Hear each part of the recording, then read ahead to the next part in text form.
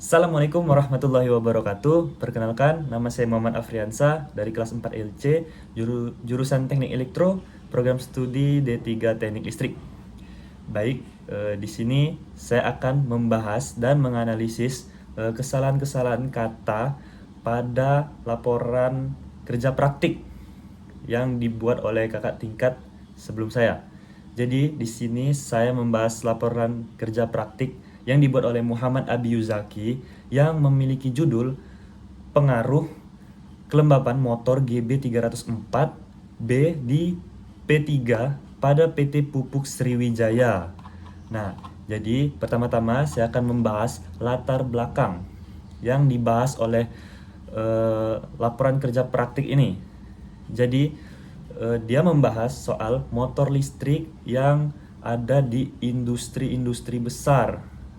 Nah, spesifik lagi, ini motor-motor listrik yang ada, salah satu motor listrik yang ada di PT Pupuk Sriwijaya atau Pusri. Nah, jadi dia membahas tentang kelembaban. Nah, kelembapan merupakan salah satu faktor lingkungan yang sangat berpengaruh terhadap performa motor dan keandalan motor listrik. Nah, udara yang lembab juga dapat menyebabkan terjadinya kondensasi pada permukaan komponen motor, terutama pada lilitan stator dan rotor yang berada di dalam motor.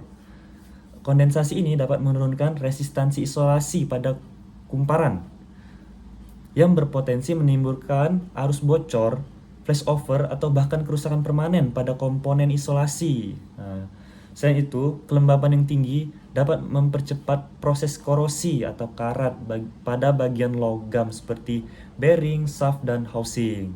Nah, selanjutnya saya akan membahas tentang kesalahan-kesalahan kesalahan kalimat atau kata yang berada di dalam laporan kerja praktik tersebut.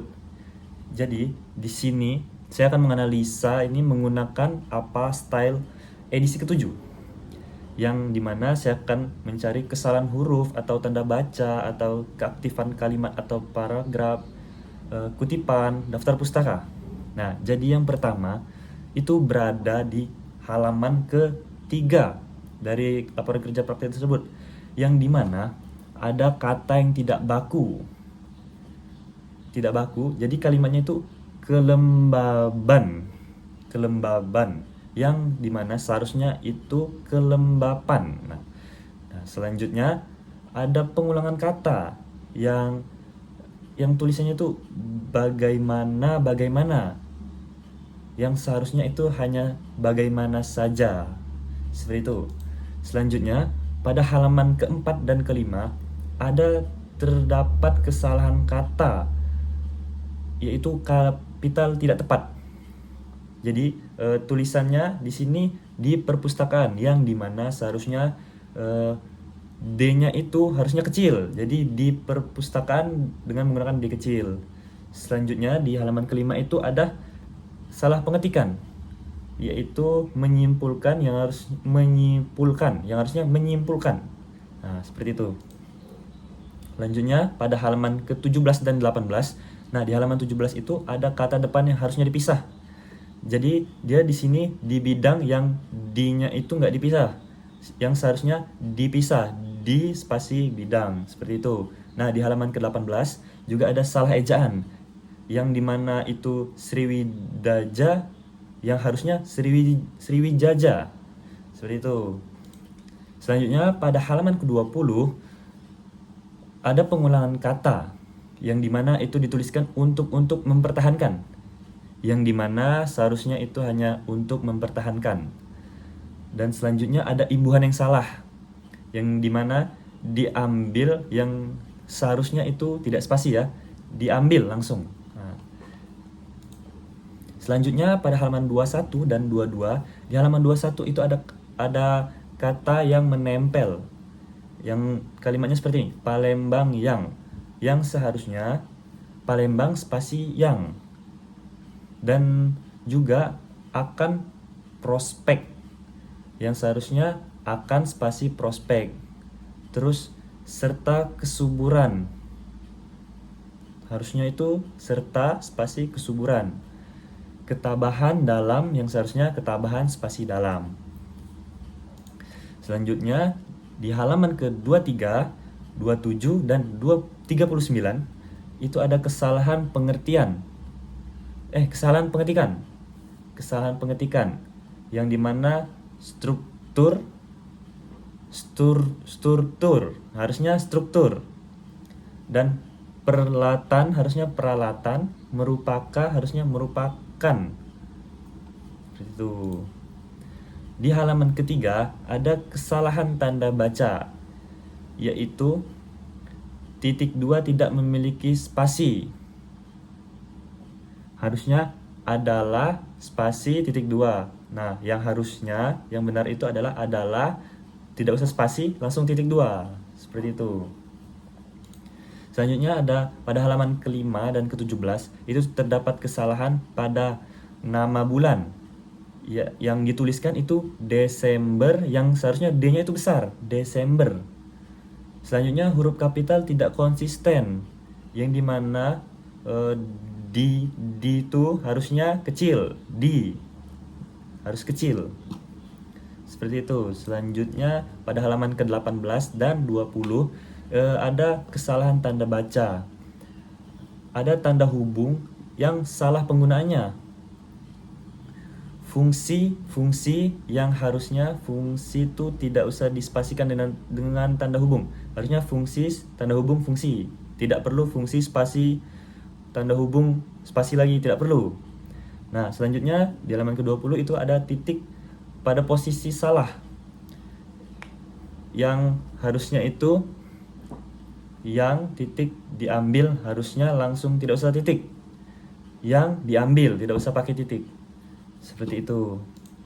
Selanjutnya pada halaman 23 dan 27 seharusnya yang di halaman 23 itu harus ada spasi di antara nomor harusnya itu nomor titik 56 harusnya nomor titik spasi 56, harusnya seperti itu. Di halaman ke-27 ada tanda hubung tidak tepat. Pabrik tanda hubung baik, salah itu, harusnya pabrik koma spasi baik, harusnya tidak perlu tanda hubung karena tidak menyambung ya, seperti itu. Pada halaman ke-31 dan 36 ada kesalahan kapital, kapital tidak konsisten. Bisa dilihat itu vice president, harusnya vice spasi presidennya itu P-nya besar, harusnya kapital. Selanjutnya ada kapital tidak tepat. Itu dituliskan adapun jenis-jenis, yang dimana harusnya adapun J-nya itu harusnya kecil. Jenis J-nya kecil, dua-duanya harusnya seperti itu. Nah, balik lagi pada halaman ketiga, ada kesalahan tanda baca. Kalimat tidak hemat dan kurang koma. Agar pembahasan tidak terlalu luas, perlu dilakukan pembatasan masalah. Selanjutnya ada pengulangan kata. Dapat mengetahui langkah-langkah. Yang dimana yang dituliskan itu dapat mengetahui bagaimana langkah-langkah. Harusnya hanya dapat mengetahui langkah-langkah, seperti itu. Nah, teman-teman, jadi itu kesalahan-kesalahan yang saya analisis dari laporan kerja praktek tersebut. Nah, jadi kesalahan-kesalahan itu wajar ya di dalam laporan atau laporan kerja praktek atau laporan LA, itu wajar dalam kesalahan-kesalahan tersebut, normal ya teman-teman. Nah, jadi kesimpulan yang dapat saya ambil setelah saya membaca laporan kerja praktik tersebut itu memang benar, kelembapan tinggi pada motor listrik itu menyebabkan penurunan nilai tahanan isolasi. Jadi dapat menyebabkan timbulnya arus bocor serta meningkatkan resiko kerusakan pada sistem isolasi motor. Kelembapan juga dapat menimbulkan gangguan operasi seperti ground fault, short circuit, dan trip proteksi motor yang berdampak pada terganggunya proses produksi motor tersebut. Nah, jadi itu saja yang bisa saya sampaikan. Mohon maaf jika ada kesalahan kata atau kesalahan-kesalahan lainnya. Terima kasih juga untuk Pak Anzasrua Usmana yang telah mengajar kami dan memberikan tugas tersebut. Saya Muhammad Afriansa, saya pamit.